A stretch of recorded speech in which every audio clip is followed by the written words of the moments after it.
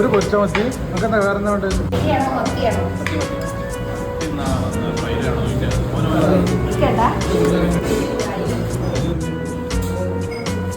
രാവിലത്തെ തിരക്കാട്ടോ.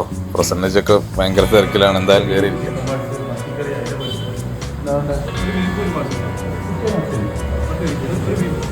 Beef allergy എന്നൊക്കെ പറഞ്ഞ് നടന്ന ആളാ. ആദ്യം ഓർഡർ തന്നെ ബീഫ്. ഇതാണ് അവസ്ഥ. അപ്പോൾ ഓരോ സിംഗിൾ പൊറാട്ടയും പറഞ്ഞിട്ടുണ്ട്. പിന്നെ ഒരു മീൻകറി പറഞ്ഞിട്ടുണ്ട്. സീസണാണുള്ള മത്തി, അപ്പം മത്തിനെ പറഞ്ഞു. പിന്നെ കോഴിപ്പാട്സ് ബീഫൊക്കെ ഉണ്ട്. ഞാൻ ബീഫാണ് പറഞ്ഞത്. നല്ല ക്വാണ്ടിറ്റി സാധനം അല്ലേ. നമുക്ക് നല്ല കഴിച്ചു തുടങ്ങിയാലോ. ബീഫൊന്ന് ടേസ്റ്റ് നോക്കട്ടെ. ഇതൊന്നും പറയണ്ട, അടിപൊളി സാധനമാണത്. കഴിച്ചോട്ടോ. ബീഫ് തീർത്തേ. കഷ്ണം തട്ടിട്ടോ അല്ലെ ഞാൻ ഇടയ്ക്കിടയ്ക്ക് ഇങ്ങനെ എടുത്തു. ഇനി നമുക്ക് പൊറോട്ട അടിച്ചു നോക്കാം. വേറെ പുട്ടുമുടി വാങ്ങട്ടോ. പൊറോട്ടൻ്റെ മുകളിലേക്ക് ആ മീൻ മുളകിട്ട് ഇങ്ങനെ അങ്ങോട്ട് ഒഴിച്ച് വെക്കുക. നമുക്ക് മത്തിയിട്ട് എടുക്കുക. അതിന് ചാറ് എങ്ങനെ ഉണ്ടെന്നത്. അപ്പോൾ പൊറോട്ട സൗണ്ട് കേട്ടോ. നിങ്ങൾ ക്ലിയർ ആയിട്ടുണ്ടോ അറിയില്ല. വെക്കാം. ചാറ് ഇങ്ങനെ വെക്കുക. കഴിച്ചു നോക്കുക.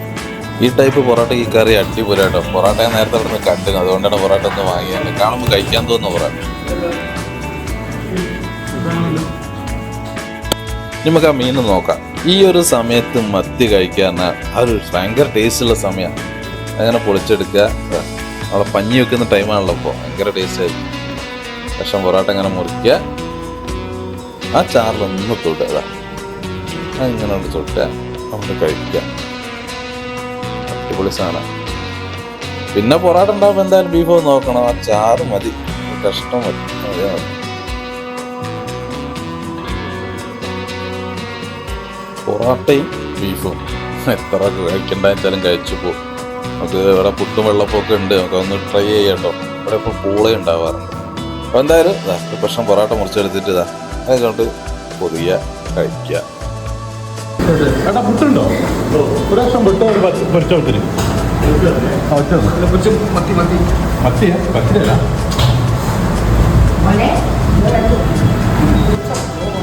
ഒരു പൊരിച്ച മത്തി. അതെന്താ വേറെ എന്താ വേണ്ടത്? എനിക്കൊരു ലക്ഷം പുട്ട് കേട്ടോ. പ്രസന്നിച്ചില്ല സംസാരം കേട്ടോ. എല്ലാവരും മോനെ മോനെ മോനെ വിളിച്ച് ഇങ്ങനെ നടക്കുകയാണ്. ഇവിടുത്തെ ഒരു പ്രത്യേകത എന്ന് പറയുന്നത്.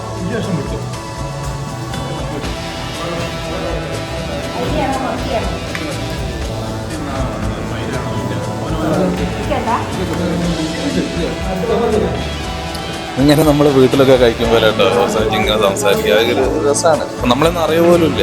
എല്ലാവരോടും അങ്ങനെ തന്നെയാണ്. അപ്പോൾ കഴിക്കുമ്പോൾ ഒരു സുഖം കൂടും അല്ലേ. നല്ല പൊരിച്ച മത്തി, അതും നല്ല വലുപ്പമുള്ള. പുട്ടിൻ്റെ മുകളിൽ ഇതാ ചാറിങ്ങനെ ഒഴിക്കുക. തക്കാളിയും പൊടിച്ച് എന്നിട്ട് അതിങ്ങനെ അങ്ങോട്ട് പൊട്ടിച്ച് ഒന്ന് നന്നായിട്ട് മിക്സാക്കുക. മുളകിട്ട ചാറും കൂട്ടും. അതിൻ്റെ മുകളിലേക്ക് ഒരു കഷ്ണം മത്തി, പഞ്ഞുകളുള്ള മത്തി കേട്ടോ. അതിങ്ങനെ അങ്ങോട്ട് മിക്സാക്കിയിട്ട് അടിപൊളി ടേസ്റ്റ്.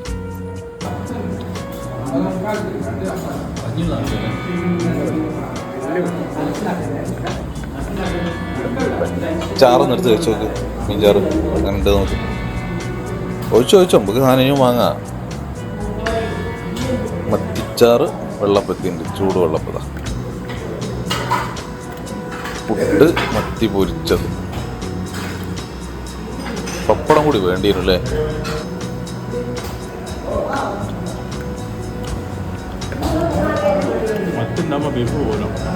അലർജി ആകാൻ പറഞ്ഞിട്ട് ഒരാൾ തട്ടുന്നത് തട്ടേണ്ടല്ലേ.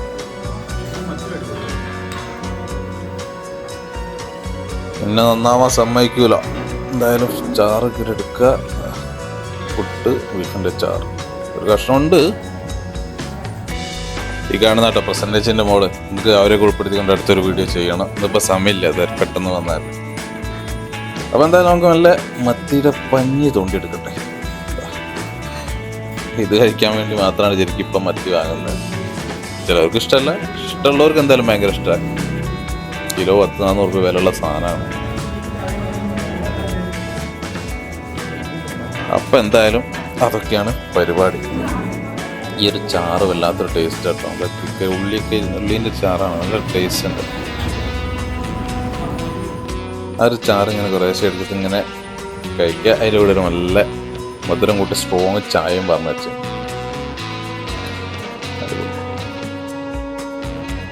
നമ്മളെ പാലത്ത് ജംഗ്ഷനിൽ തന്നെയാണ് വരുന്നത്. പുറത്തുനിന്ന് കാണിച്ചു. അപ്പം ഈ ബില്ലൊക്കെ കൊടുത്തിട്ട് ബാക്കി ഞാൻ പുറത്ത് കാണിച്ചു കേട്ടോ, ലൊക്കേഷൻ കറക്റ്റായിട്ട്.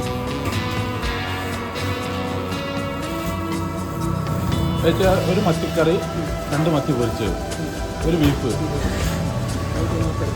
ഒരു ബീഫ് കിട്ടിയില്ല, ഒരു ചായ, ഒരു കാപ്പി, പിന്നെ ഒരു വെള്ളപ്പം, ഒരു കഷ്ണം പുട്ട്, 2 പൊറോട്ട. 310.